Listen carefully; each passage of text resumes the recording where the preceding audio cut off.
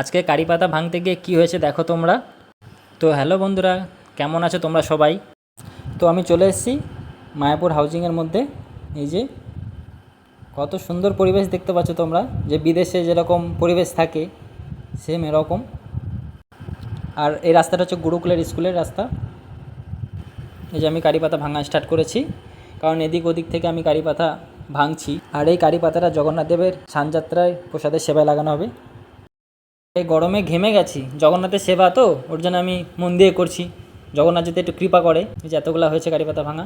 এই হাউজিংয়ের মধ্যে অনেক বিভিন্ন ধরনের গাছ আছে, আমি দেখাতে পারলাম না। হাউজিংয়ের মধ্যে যেটা একটা খেলার মাঠ, আর এটা বাচ্চাদের পার্ক। মানে এখানে এর মধ্যে বিভিন্ন রকমের খেলাধুলার জিনিস আছে বাচ্চাদের, মানে প্রচুর। তো আমি তোমাদেরকে দেখাতে পারলাম না সবটা। আর এটা বাচ্চাদের খেলার সাপ।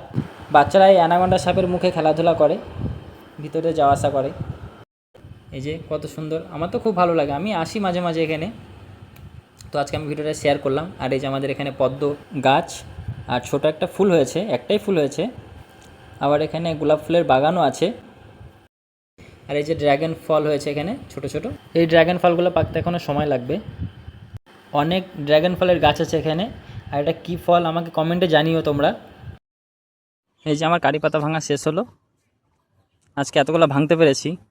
আর কালকে আমি এতগুলো নিয়ে গেছিলাম।